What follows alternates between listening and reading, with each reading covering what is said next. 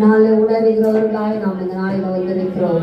எத்தனையோ பேர் வேறு விதமான காரியங்களுக்கு தெரிந்தாலும் தேவ பிரசன்னத்தின் மகிமை இந்த நாளில் நாம் பெற்றுக் கொள்ளும்படியாய் ஆண்டவர் உண்மையுள்ள தெய்வம், அந்த தெய்வத்தை நான் இந்த நாள் ஆராதிக்க வந்திருக்கிறேன் என்ற மனப்பக்குவத்தோடு உண்மையுள்ள தெய்வத்தை இந்த நாளில் தொழுது கொள்ள வந்திருக்கிறேன். நம்ம பிறந்ததை அவர் பிறப்பின் நற்செய்தி நாள் அறிந்து கொள்ள வந்திருக்கிறோம். ஆனால் நாம் அதற்கு முன்பதாக நம்மை நாமே ஆயத்தப்படுத்தி ஆண்டவரே என் வாழ்வை உமக்காக ஒப்பு கொடுக்கிறேன், என் வாழ்வு உமக்குரியது ஆண்டவரே. இந்த நாள் நீ பிறந்த நற்செய்தி நாளில் ஆண்டவரே உடைய சமூகத்தில் நான் அர்ப்பணிக்க வந்திருக்கிறேன்.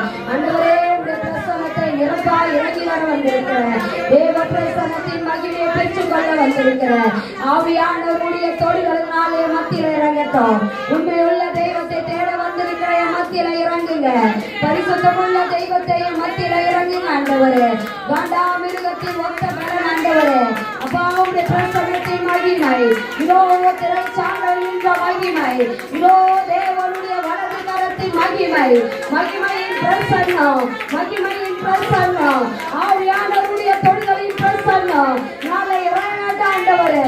பரிசுத்தர் பரிசுத்தர் பரிசுத்தர், நான் பரிசுத்தர் ஆவியால் நீங்களும் பரிசுத்தராய் இருங்கள் என்று சொல்லப்பட்ட அந்த வல்லமையுள்ள கரம், அந்த வல்லமையுள்ள கரம் ஆண்டவரே. நான் யாரை நம்புவேன், நான் யாரை வெறுப்பாப்பா? நீர் உண்மையுள்ள தெய்வம் மாத்திரம் ஆண்டவரே. இதோ சர்வத்திற்கு அதிபதி.